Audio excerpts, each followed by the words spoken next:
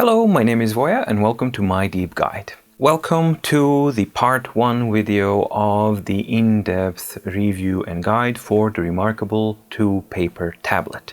As I've said in the unboxing and first impressions video, this time the Remarkable 2 in-depth review guide is going to be split up into 4 different videos, and each video is also going to be split up into chapters in the timeline. You can just go as you normally would.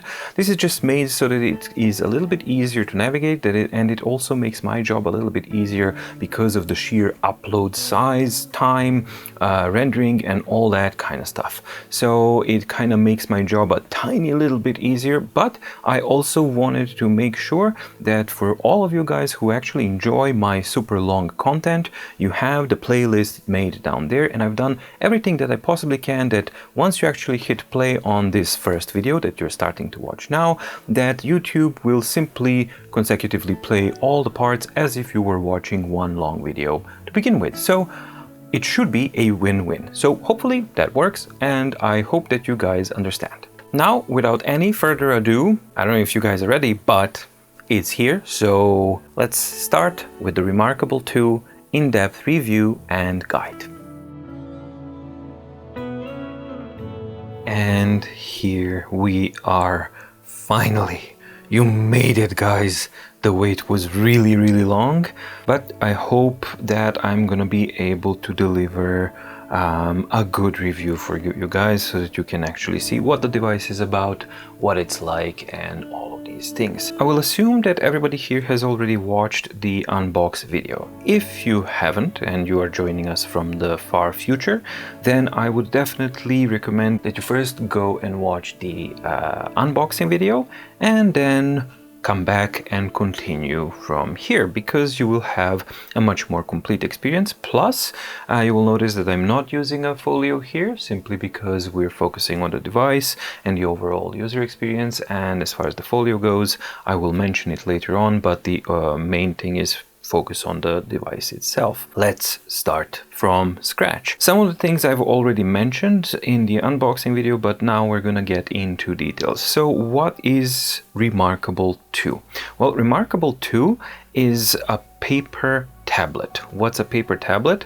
That's not a replacement for your iPad or anything like that. This is a replacement for paper and document management. So you're supposed to primarily write on this thing and be able to mark up documents, review documents, and things like that. One of the things that's a little bit confusing about the device is that even though it has some reader capabilities, it seems like they don't want it to be a dedicated reader, but more on that a little bit later. As far as the build quality goes, I'll just touch on it briefly, and I'm just going to show you now some detailed images and everything like that. As I mentioned in the unboxing, details of the craftsmanship and all of it about this device is absolutely mind-blowing. And now I've been using it for a little over a week now, and I can't really get used to how sci-fi, how spacey, how modern, and how exclusive, and how really awesome this device feels.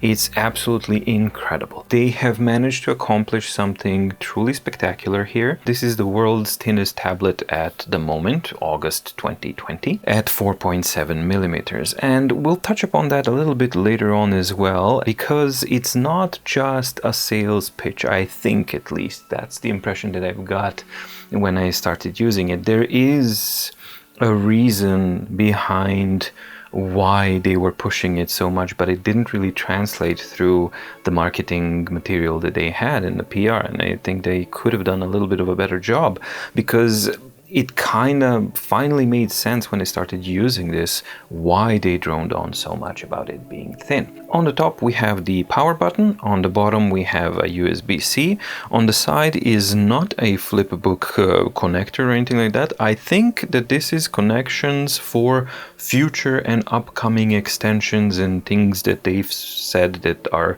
maybe coming. So this is like maybe future-proofing it, which is quite interesting. So that means maybe maybe a docking system, maybe a keyboard, maybe something even more, who knows. And then you have absolutely nothing on either of the sides, no LEDs, no microphones, nothing at all. The only thing you have is a magnet, invisible magnet here for the pen so that it can snap on nicely. As shown in the unboxing video, this side also magnetically snaps on into the flipbook cover or flipbook folio, and that's pretty much it. Super clean design and nothing, no buttons on the front, nothing to intersect the very nice design. On the back we have only 4 little anti-slip rubbers. And this side here is an absolutely gorgeous metallic finish gunmetal thingy. You have metal all around the edges of the device, and it is an incredibly sturdy and strong feeling device despite the thinness. So as you'll see here, I've done a little example where I've put the Remarkable 2 and then Remarkable 1, and I just wrote normally on it just to kind of see how much flex is there and what's going on. So there's tiny little bit flex going on, but from what I can actually see, I think it's more down to the rubbers and the flexibility of the boxes themselves. But I think that for the thinness, and for normal use, I really don't think you'll ever have any problems at all. The device that I have received here, it's super straight, and there is no mention of any kind of bendiness. Also, the device does not give you an impression that it will bend at all, while Remarkable 1, because it was made out of plastic, it felt a little bit more flimsy when I compare it to this thing, because this feels like it's built like a tank. I just wanted to mention something that I find really fun and funny, and that is the placement and the idea of the magnetic pen on the side. So here's a clip of my video from about 3 years ago. Attach or mount the pen anywhere on the device itself. It would have been really nice if you could just simply snap on the pen on the back, and it's held there by the magic of magnetic forces. And here is my personal Remarkable 1, how I have been using it for 2.5, almost 3 years. Pretty interesting. As a device, as I mentioned, it's 4.7 millimeters thin, it's 188 millimeters wide, 246 millimeter tall, which means that it's slightly wider but slightly shorter than the original. It's 403.5 grams weight. We'll touch upon that a little bit later because that's the device only, which is some 50 grams heavier than the Remarkable 1, so you do feel it. And that's pretty much it as far as the physical aspects of the device go. It feels really comfortable in hand. It doesn't feel like a piece of technology at all. It feels like something new, like a weird hybrid between super fancy futuristic type of notebook that just came from space and from future. That's basically how it feels. It doesn't really compare to anything else that I've held in my hand, visually or tactile or anything. Like, all of it is just simply amazing. Those are the outside type of specifications. Now, what about the insides? Well, it's actually more powerful than the original or than the Remarkable 1. And there's some good news and there's some news. First things first, it comes with a 1.2 GHz dual-core ARM CPU versus 1 GHz single-core on the Remarkable 1 that we had. And also Remarkable 2 comes with 1 GB of RAM as opposed to 512 megabytes on the Remarkable 1. So those are the good news. Also, one other piece of good news is that we have a USB-C connector here as opposed to micro USB on the Remarkable. The battery and the storage we're gonna touch upon a little bit later because there's some stuff that I've been testing and very important things that I would like to mention about each of those. Regarding the weight, I've been using the kitchen scale, which is fairly accurate, and I get always very accurate results on it. The weight of the device alone that I get on it is 408 grams. Once I add the marker plus to it, then it actually goes to 428 grams, which still fits because this one's 21 grams or 20 grams, like that. And then we're still like 428 grams is total with this. With the ordinary marker, I think you're going to be maybe 5 grams less or something like that. So very negligible. However, where a bit of an issue comes is when I introduce the flipbook cover, and this is how you really kind of want to use it, because you really want to protect this. However, this whole package with the flipbook folio, Remarkable 2 and the marker plus weighs in at 643 grams. And that is the heftiness that I talked about. So it does feel a little bit weighty simply because it is. Now, I don't think it's a big problem because it really works okay. It's not such a big problem if you're using this folio for transportation and protection only. Now, what I've been doing mainly is simply taking away the folio and using the device like this, partially because of the weight and the bulkiness, but there's also one other issue with the flipbook cover which I would like to notice. And that's the width of the device. So if you're writing, that doesn't matter, but if you look at my thumbs here, I have normal sized hands, so not large, not small, pretty much normal. If I just hold a device like this, my thumbs meet, which means that I can navigate normally, and more importantly, when I'm typing or looking for something, I can reach things normally. And it's very comfortable because it's okay. However, when I put it into the flipbook cover, in order to use it, I need to flip it over, right?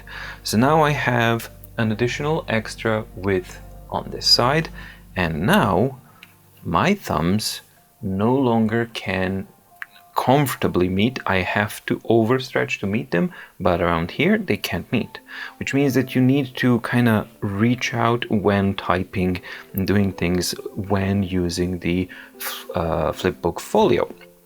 Again, if you're just writing, it's not a problem at all, but it's something that I kind of noticed is that while I love the flipbook folio thingy and it looks pretty and it's really nice to protect your device, I find myself always taking out the device out of it and basically using it like this because it's far more comfortable, and also the device is so wonderful to touch and feel and handle in your hands that you kind of really don't want the folio interfering with the experience overall. One of the really surprising limitations that I actually figured out while I was testing the device is regarding the flipbook cover. And while the flipbook cover is really good and it mostly works really fine, there's a huge, I think, oversight or functionality that has not yet been implemented. But there's no auto wake up and sleep function on the flipbook cover, and that's really weird. Now, hear me out. This is not a problem because Remarkable 2 is incredibly fast at going to sleep and waking up when you press the button. It's almost instantaneous. So that's not a problem at all, and that's mainly why I didn't even notice it, because I got used to simply clicking and closing. And then when I open, I click it and it opens up. And it's really convenient, but then I kind of figured out, wait a minute. Shouldn't this automatically wake up, and shouldn't he go back to sleep on its own? And it's such a standard and thing that we gotten used to by now that I kind of took it for granted, and then I simply noticed this thing is missing. So currently there's no auto wake up or sleep functionality with the flipbook cover, which is quite odd. Now onto the screen, because that's one of the most important updates on the Remarkable 2. So this is again a 10.3-inch display, and it supports the exact same resolution like the Remarkable 1, so 1872 by 1404, and it's at 226 or 27, depends how you count, pixels per inch. So same image density, same resolution, same size, everything is physically the same, so it's the same sharpness and all that kind of stuff, but it is a different type of a screen completely, which means that it has a claimed response rate at 21 milliseconds. You should definitely feel it when you start writing, and I can tell you, yeah, you can. You most definitely can. So while the physical aspects may seem the same, there's quite a bit of difference in what you actually get back from that screen when compared to the Remarkable 1. There's also another thing that I noticed about the screen itself, and that is I think that the contrast, how it's been calibrated, is better than on Remarkable 1, or it's the surface that's on top of the screen. But either way, the end result is that the screen itself seems a little bit clearer and sharper and more contrasty, so to speak. So it feels and it looks a little bit better than the Remarkable 1. Now, granted, it could be also that my Remarkable 1, because it's 3 years old and I've written on it for a really long time, that maybe the surface on top has micro scratches that actually affect that. I don't know. I was looking, but I can't really see any scratches. But, you know, on a micro level, who knows? It's totally conceivable that after 3 years of use, that's what happened. But it is a distinct impression that I got when I fired up the device and when I was actually checking them up side by side. Now, side-by-side comparisons is going to come, but that's going to be a separate video when I'm comparing everything between Remarkable 1 and Remarkable 2. In this video, I am focusing only on the Remarkable 2. Another thing that users are very much interested in is the screen white comparison. And yeah, I took an image of Remarkable 1, you can see it on the left side, and Remarkable 2 on the right side. And yeah, to my eyes, they looked the same, but I wanted to do a test.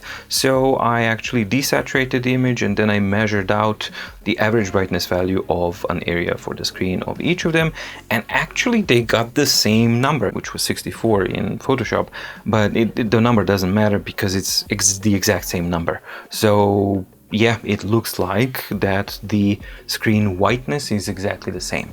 However, I have to say that the decision on Remarkable 2 to have the gray around, which I already mentioned in the unboxing, does really help, and your eyes are not fighting the contrast, and then the perceived whiteness of the screen is a little bit better than on the Remarkable 2. However, in reality, they are exactly the same. And finally, screen reflectivity of both of them. As you can see on the images, this is Remarkable 2, and you can see how the reflection is diffusing very quickly and in what way it's diffusing. And now you can actually see on Remarkable 1 that it's very, very, very similar. So no really noticeable or important differences in screen reflectivity between the two that I can notice. On the D.E.S.T.A test, when I performed it, I was actually quite excited to see the results and what I get for two main reasons. First of all, I was interested to see how will it compare when compared to Remarkable 1. And yeah, the target for Remarkable 2 was to be twice as fast as Remarkable 1. And Remarkable 1 on my D.E.S.T.A test previously had the first touch, or the lowest latency response rate, was of around 54 milliseconds. So the target was 27 milliseconds for Remarkable 2 to beat it, and the reported latency by the Remarkable themselves for Remarkable 2 is 21 milliseconds latency. And to my surprise, when finally the calculations were done and everything was done, the D.E.S.T.A test reported 20.85 milliseconds. In other words, 21 milliseconds. So first of all, I'm really proud of D.E.S.T.A because she confirmed the actual number in milliseconds, which is really, really cool. Actually slightly more precise than 21 milliseconds, I'm just saying. But second of all, That impression of the responsiveness of the Remarkable 2, why it blew my mind? Well, it's not just a subjective thing. Here are the numbers. It's more than twice as fast as the Remarkable 1 was. And that's pretty freaking amazing. You definitely feel it, and it makes a huge, huge difference overall. Now about the battery. So the battery capacity is 3000 milliamps on the Remarkable 2, and I think it was the same on Remarkable 1, but you should get a lot more on Remarkable 2 because it's using this dual core CPU, which is much more power efficient. So they are claiming that you should get up to 2 weeks of battery life for use, and up to a month of standby time, I think, or maybe more.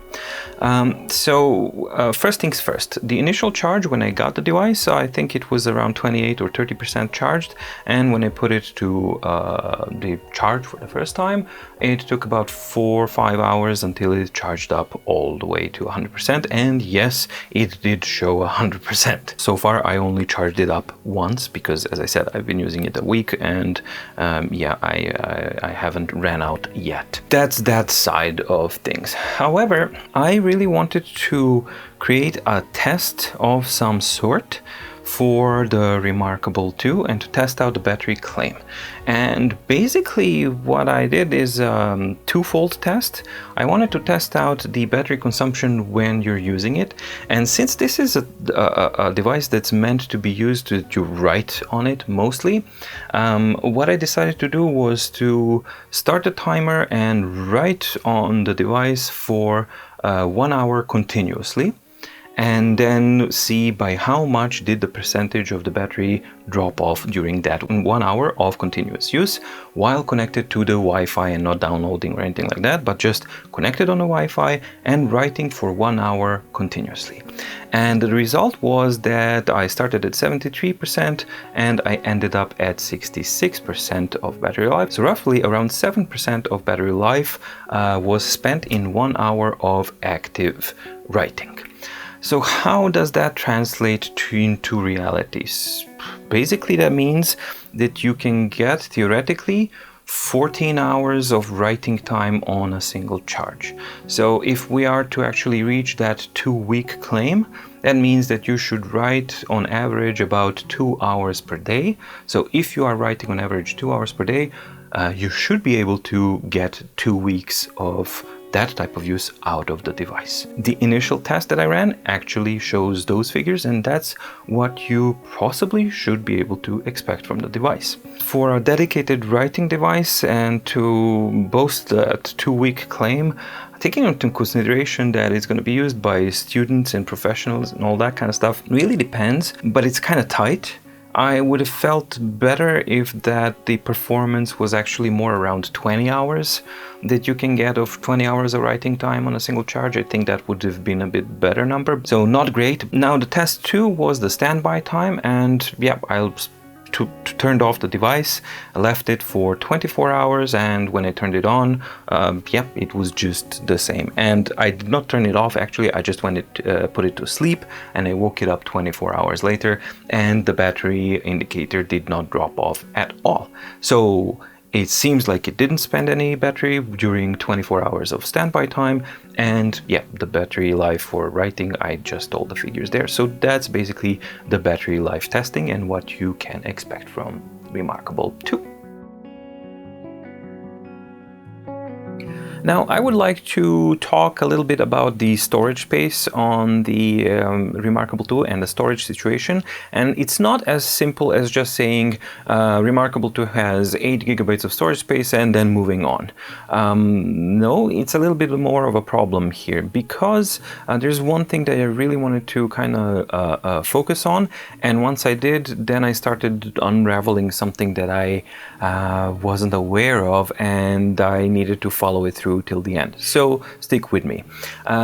Remarkable 2, it comes with 8 gigabytes of storage space, out of which you can use 6.41 gigabytes. So realistically, you have 6.41 gigabytes of storage space, and it's non-expandable. So there is no slot for an external memory card or anything like that. That's it, 6.41 gigabytes. Now, by any standards in 2020, that figure is way too low, and that is a problem.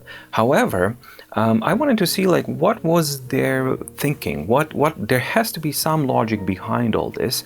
And then one thing kind of caught my eye. Okay, so if this device is supposed to be used primarily as a note-taking device and a paper replacement device, then it serves the purpose of replacing your notebooks and basically just writing. Let's put aside the books and all that kind of stuff. Let's just put that aside and look at it purely as a note-taking device. Fine. The claim is there that you should be able to fit 100,000 pages on the available space. And I wanted to test that claim because I started to run into some issues. And before I continue with the storage thing, I need to mention one thing. Once I started actually testing out the sizes of big notebooks, I handwritten 5 pages of densely written but normally written text, single layer, no doodles, no drawings, nothing, just fully written pages of text. Then I did copy paste, copy paste, copy paste to create a notebook with 100 pages, and then to kind of test out and see how much space that took. And then I wanted to also stress test the whole ecosystem and the system itself, and I created copy paste, copy paste, copy paste, a notebook with 1001 pages, because I just wanted to see like, okay, can it handle it? What can it do? What happens when you really stress test the device? Now, in all honesty, my intention was to test out the performance of the notebook, which, by the way, is fine. It basically doesn't really care if you have 1,000 pages, 100 pages, or 10 pages. It just works. The only place where it's actually quite a bit slower, which makes sense, is in the page overview when it first needs to generate all of the thumbnails. But once those thumbnails for the preview pages are done, then the performance is pretty much identical. So that is a good thing. However, I ran into a problem when I tried to duplicate that ginormous 1001 page notebook, because what happened then was a 100% reproducible crash, and a complete crash, system crash of Remarkable. It freezes, glitches, and then restarts. And sometimes when it glitches and restarts, it would have like artifacts from before, it wouldn't refresh and all that kind of stuff. So you have to force power it down and do all sorts of things. Pretty scary stuff. So that test completely unexpectedly exposed a serious flaw in the OS design, which is, I'm pretty sure that what's happening is that the system runs out of RAM. Since we have 1 gigabyte of RAM, and that notebook is, I think, 0.99 gigabytes or 1 gigabyte in size, when you try to copy it, I think he's holding it in memory and then tries to duplicate it and goes, no, out of memory error. And that's fine, you can run out of memory, but you need to have a small swap portion where you can actually handle with a situation like that. That's what a normal system does. You certainly don't let your system totally crash and burn and destroy itself. So that completely surprisingly exposed a very, very serious problem with the current OS design. And I hope that they actually build in a contingency for when the system runs out of resources, that it doesn't crash, that it has some kind of a backup option to function that way. Now back onto the storage testing bonanza thing. So I then focused on 100-page notebooks, and basically I had to dig in deep and go into this file structure and see which files each notebook associates with. And basically you have your strokes per layer, then you have your JSON per layer, and then you have thumbnails as well that are associated per page. So when that boils down to a normally fully written page of text, is that everything together that makes a page on Remarkable is roughly around 0.85 megabytes up to 1 megabytes per page. And that will make it very difficult to fit 100,000 pages onto 6.41 megabytes of available space. What that actually means is that you can fit more closely to, or precisely, 7,541 pages, but let's just round it up to 7,500 pages. Now, granted, 7,500 pages is not bad by any measure and mean, but that claim of 100,000 pages that you can store then becomes a big issue. I just wish they didn't ever use that one, because apparently no one has tested that. And if you make that claim and then somebody, unfortunately like me, tests it, then that becomes a little bit of a problem, because it's not just short of the claim, it's 7.54% of that claim. It's not even 10% of the original claim. Again, 7,500 pages I think is plenty of space, but the problem that I'm having is that 100,000 pages claim. Why would you do that if you didn't test it? What could have possibly gone through your mind to make a huge claim like that and not even test it out to see if it's viable or not? That I really do not understand. Having seen that the realistic situation is 7,500 pages for the available 6.41 gigabytes of storage space, then I got to be very stubborn and I wanted to check out under which conditions can you possibly reach that 100,000 pages claim. And I tested and I tested and I tested and I tested like really a lot, because at that time it became like a mission. So I finally managed to kind of boil it down, and it comes down to this. Yes, you can have 100,000 pages stored on the 6.41 gigabytes of storage space that's available on the Remarkable 2, but those pages, each of those pages can contain only 2 lines of loosely written text.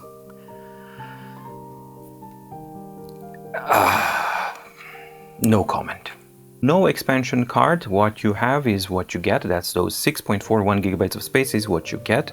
I think it's way too little. And just to explain why did I dig in so deep on this particular device and I didn't do that on other devices, well, there's 2 reasons. One, all of those devices, for example, Onyx Book, Supernote, and everybody else, they have between 32 and 64 gigabytes of space. Of course, lower available space, but still nowhere near as limiting as 6.41 gigabytes of space. And 2, and more importantly, none of them made a claim that they can store so and so many pages or so and so many documents. So that's the reason why I dug into here, because the available space on Remarkable 2 is a problem, is a limit, and the quote that was made there doesn't fit reality. So I just wanted to run that claim and test it out.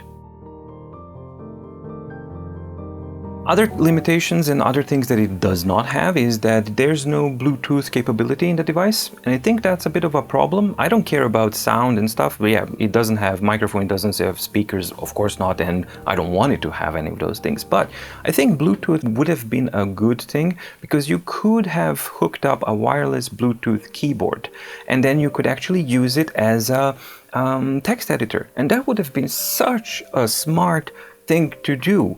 And I just don't understand why that was a missed opportunity, and that actually, to me personally, feels a little bit like a missed opportunity. So unfortunately, no Bluetooth connectivity is available on the Remarkable 2. Remarkable 2 obviously is a monochromatic device, which means no colors. So if you're expecting and looking for colors, you need to look elsewhere. And also, the screen does not come with a front light. It is something that I actually prefer, but I know that a lot of people will demand a front light for their needs, which is also perfectly fine. But in which case, if you are looking for a device that has a front light, then the Remarkable 2, again, unfortunately, isn't for you. Now, one of the questions that was asked was about the keyboard itself. So there's 2 main questions that I'm covering here, and they were asked by people on YouTube and on Facebook group. First one is, does the OTG work, and can you actually hook up an external keyboard to the device via a USB-C OTG? So this one works on Onyx Books, on various other devices that I actually tried. So I know that it actually works, definitely, with the keyboards. However, when I hook it up to the Remarkable 2 and I put a keyboard into either of the USB ports, it doesn't even get the power. so it's not even powering the keyboard. So no, absolutely, like, nope, not at all. And a second question was, has the keyboard gotten finally the caps lock? No, unfortunately, we still don't have an option for caps lock, which is... It would be wonderful to actually hear an explanation and reasoning behind this. I totally understand, like, our focus is in simplicity and no distractions, but I really don't think like a caps lock would be a distraction. And I think removing a caps lock and not having a caps lock is an example of maybe oversimplifying things. All right, so let's dig into the overall user experience. And unfortunately, there is absolutely not one new thing added on the Remarkable 2. In fact, it's the exact same version, basically, of the OS that is currently available on Remarkable 1. So, technically speaking, you don't get even one new thing with the Remarkable 2, not a single new functionality, not a single new improvement, nothing, zilch. Now, I don't know if we're gonna get an update 2.3 in the coming days between me recording and doing this review and when the embargo lifts. I don't know. If that happens, then I'll be sure to actually cover it. But at the moment of reviewing this, this is Sunday before Thursday when the embargo lifts. At this moment, there is absolutely nothing new. So everything should be very familiar. And it kind of is, because it is the same thing. Now, just for those who didn't own Remarkable 1, I am going to cover briefly these things, but I'm not going to go into super details into the whole environment and how do you use these things. However, I am going to make a dedicated tutorial series of videos, short videos that show, you know, how to do this, how to do that, how to do that, so that new users can actually learn how to use it and learn what to expect from the device or not. But generally speaking, you have the main area here where your documents and folders are, and you can organize that in any way that you want.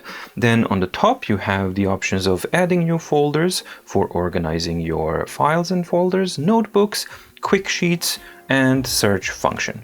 You can sort your documents by size, by alphabetical, and by last updated, and basically one tap access the document. Swipe down goes as home. So that's the navigation thing, is swipe down because we don't have a button. That's the navigation to go back or home. Long press on an item highlights it or enters the selection mode, and in the selection mode you can select one or multiple files, and then you can perform the operations that are mentioned up there. So the operations that you can do on a single document or a notebook: you can make it favorite, you can rename it, you can move it to another folder, you can duplicate it, you can send it via email. Now, depending on what it is, you can send notes as PDFs or as a series of PNGs, and you can move it to trash. However, if you have multiple documents selected, then you can only do favorite, move to another folder, and move to trash. So fairly standard type of stuff that actually works. Folders, you actually access the folder structure very easily by simply tapping once, and then you go in there, and if you want to go back, you tap on My Files. That's pretty much it. At the bottom left, we have the indication of the battery status and your Wi-Fi, and on the upper right corner you have the menu button where you actually access your menu, and these are the filters. So if you're just looking for notebooks, you put on notebooks, and then you see only notebooks, PDFs, ebooks, or favorites, etc. And finally, you can also rearrange this into a list or a grid view, depending on your preferences. And at the very bottom, we also have the trash can, which is, yeah, you saw me talk about it in... I'm not gonna go into the trash can. It works, but it doesn't restore things properly. But this is basically, if you delete your files, notebooks, or anything, this is where they will be, and you can manually empty the trash can, or you can restore the documents. You can restore the documents to the root of the device only. for whatever reason, and that's pretty much it. And finally, at the very bottom of the menu that you get are the settings, and in the settings you have the device, your account settings, Wi-Fi choices, both 5 gigahertz and 2.4 gigahertz connections are supported. You can have your power management, what kind of, do you want to show battery percentage, do you have auto sleep or not? Then you have storage information, and that's what I mentioned about storage previously.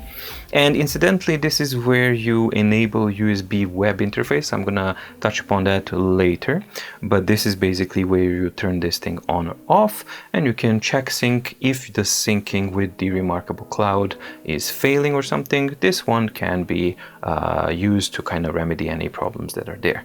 In the security issue, you can set your passcode, which is just a PIN code for the device.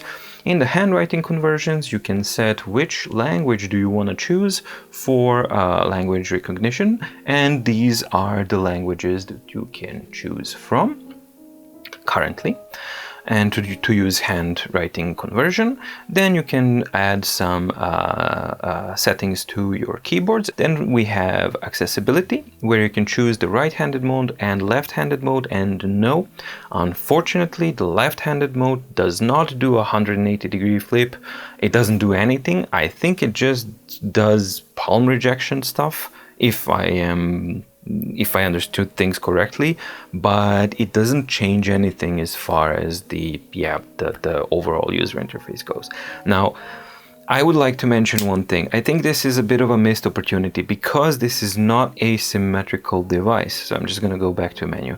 So this is not a symmetrical device, and this was not a big deal on Remarkable One because, yeah, if it's symmetrical, you can do whatever you want. This one isn't. And for left-handed people, you have this extra width here that they have to contend with. And furthermore, you also have a pen over there. So you have to do this action in order to write, and you have this thingy here happening. Now, wouldn't it have been an easier thing to actually have the left-handed mode work like this and have the ability that the magnet is up here as well, so that the pen can properly be there? It currently can't. It can just be here.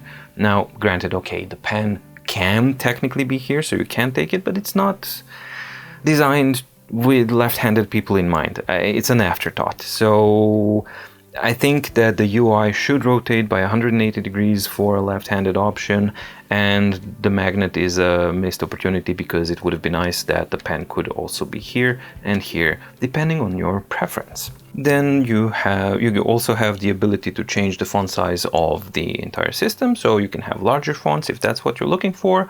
Then we have our About section. At the bottom of the copyright and licenses is where you will find your GPL v3 compliance, and you will find the password, IP address, and the username of root if you want to have an SSH access to the device. If you don't know what I'm talking about, then this is not for you and you shouldn't care about this. But for those who do know, this is where you find it. And finally, you have the ability to replay the tutorial, get started, and reset tooltips that will show up first time a new tool is exposed onto the screen. So this is a very, very helpful feature, and I think it really helps people get started with the whole device and the whole user experience. But generally speaking, that's your main user interface, and that's it. So there's no browser, there's no dedicated email that you can receive. You can send your notes and stuff via email. We'll talk about that in the notebook. But yeah, there's no apps, there's nothing like that. It's just, this is it. That's what the device is. It's a device for writing, taking notes, and reviewing documents. One of the things that I would also like to mention as an extended functionality of the Remarkable platform, and in this case Remarkable 2 as well, is the newly added Chrome extension that's called Read on Remarkable. And what that does is actually it makes it possible for you to send a web page that you're reading directly to your Remarkable account, and then it just simply appears on your Remarkable device, which is really cool, and it's something that I really, really like using, especially because you can switch between two modes. You can send it as a, a stripped down version, just the text that works as a formatable document, no pictures, no nothing, and that's super light and happens instantaneously. And basically you can also send it as a PDF, in which case you get the full-blown article or web page that you're reading. And I find that just a really comfortable and a welcome addition to the overall Remarkable environment, because it keeps that distraction free and simplicity, and kind of that whole attitude is there, but it doesn't limit you like some other things that it does. This thing actually doesn't limit you, and it's quite comfortable, and it feels good to read. One thing that also goes hand in hand with the Remarkable environment are the Remarkable desktop and mobile apps. However, I won't be covering them here because I've just done the overview review video for the update 2.3 for both desktop and mobile versions. So you can find a link for that video also down below in the description. And then if you're interested, you can go through there and take a walkthrough and see how it works, and yeah, what you can do with it and what you can't do with it at the moment. I hope you enjoyed part 1 of the Remarkable 2 paper tablet in-depth review and guide. Be sure to click on either one of these guys here, or to actually follow the playlist so that you can proceed on to the part 2 of the review. Bye!